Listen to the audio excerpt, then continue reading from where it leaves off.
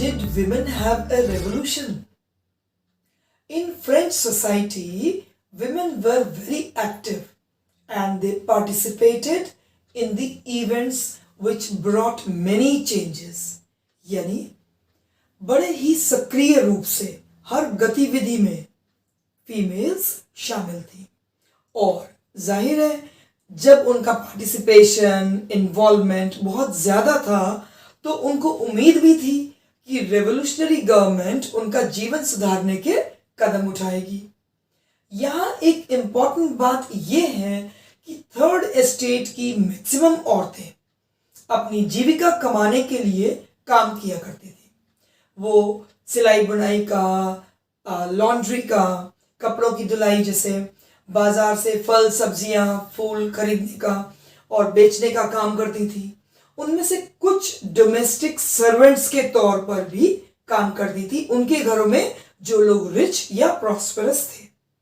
लेकिन ज़्यादातर महिलाओं को पढ़ाई लिखाई या जॉब करने की ट्रेनिंग नहीं मिली थी। कॉन्वेंट में एजुकेशन लेने का राइट केवल नोबल्स की डॉटर्स या थर्ड एस्टेट के जो वेल्दियर फैमिलीज थी उनकी डॉटर्स को ही मिला था और इसके बाद उनकी शादी कर दी जाती थी, उनका विवाह कर दिया जाता था। लेकिन इसके विपरीत जो वर्किंग विमेन थी उनको अपनी फैमिलीज की केयर करना पड़ती थी। खाना बनाना, पानी लाना, राशन की लाइन में लगना, बच्चों की देखभाल करना जैसे बहुत सारे काम करने होते थे और फिर भी उनकी वेजेस मेन के कंपैरेटिवली कम हुआ करती थी। Then what they did to improve their conditions, उन्होंने ऐसा क्या किया जो उनकी स्थिति को सुधार सके। They started their own political clubs and newspapers to discuss and raise the voice of their interests. In political clubs और अखबार के माध्यम से वो अपने हितों की रक्षा कर सके, ऐसा उन्होंने शुरू किया। And in this way about 60 women clubs came up in different French cities और इन सब में सबसे फेमस क्लब था the society of revolutionary and republican women. अपनी मेन डिमांड्स जो उनकी थी वो सबसे पहले क्या थी? Equal political rights as men वो एंजॉय कर सके, वही चीज जो उनको नहीं मिली थी। विमेन इस बात से भी डिसअपॉइंटेड थी, बहुत निराश थी कि 1791 के कॉन्स्टिट्यूशन ने उन्हें पैसिव सिटीजन्स का दर्जा दिया था। उन्होंने वोटिंग राइट्स के साथ साथ असेंबली के लिए चुने जाने और पॉलिटिकल ऑफिस होल्ड करने का राइट भी डिमांड किया।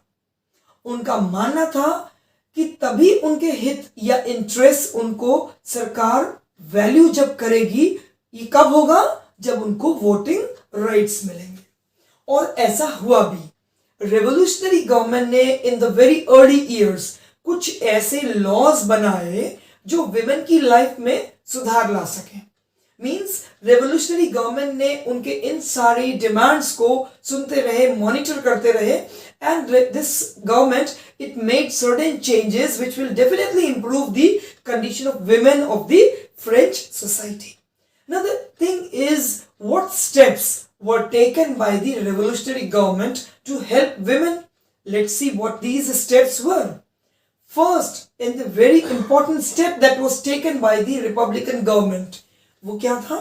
State schools को create किया गया, and along with this, schooling was made compulsory for all the girls. मतलब सरकारी स्कूलों की स्थापना की गई और साथ ही सभी लड़कियों के लिए स्कूली शिक्षा को अनिवार्य बना दिया गया। This was the first and the foremost step taken by the revolutionary government. Second step was, दूसरा कदम क्या था सरकार का? पिता अपनी पुत्री को उनकी मर्जी के खिलाफ विवाह करने के लिए बाध्य नहीं कर सकते थे।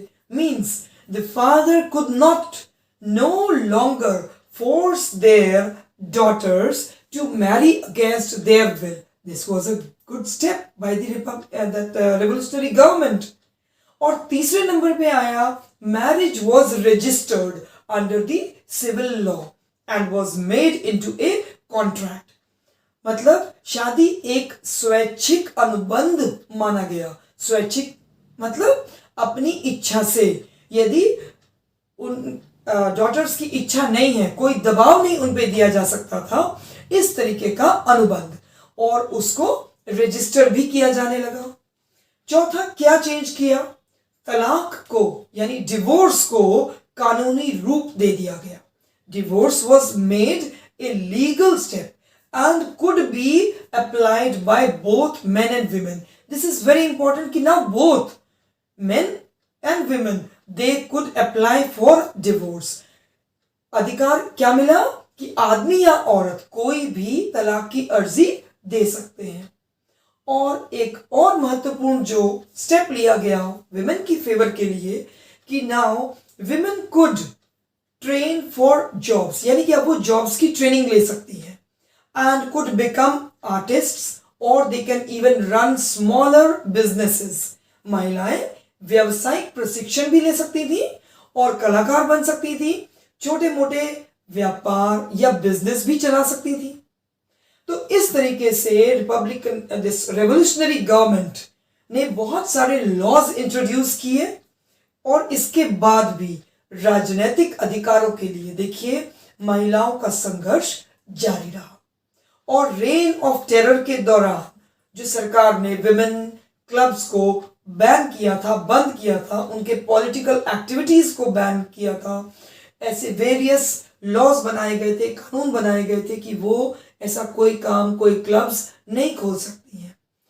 यहां तक कि हुआ कि बहुत सी प्रोमिनेंट विमेन को अरेस्ट भी किया जाता था और कुछ को तो फांसी पर भी चढ़ा दिया गया था. So these were the major steps taken by the revolutionary government in favor of the women of French society. तो आप अब ये देखिए कि वोटिंग राइट और इक्वल वेजेस के लिए विमेन के मूवमेंट्स 200 इयर्स तक भी चलते रहे.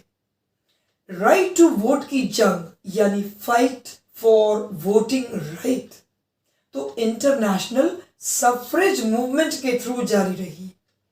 फ्रेंच विमेन की पॉलिटिकल एक्टिविटीज को रेवोल्यूशनरी ईयर्स में इंस्पायरिंग मेमोरीज के तौर पर जिंदा रखा गया. और फिर दिन आया that was long awaited by the women of French society. That was the year 1946 और जो 1946 में सूर्योदय हुआ, जिसने आशा की किरण दिखाई इन औरतों को और इनके राइट को मिला. फ्रांस की विमेन को ये जीत पाई अपने लिए right to vote after a long struggle in their society.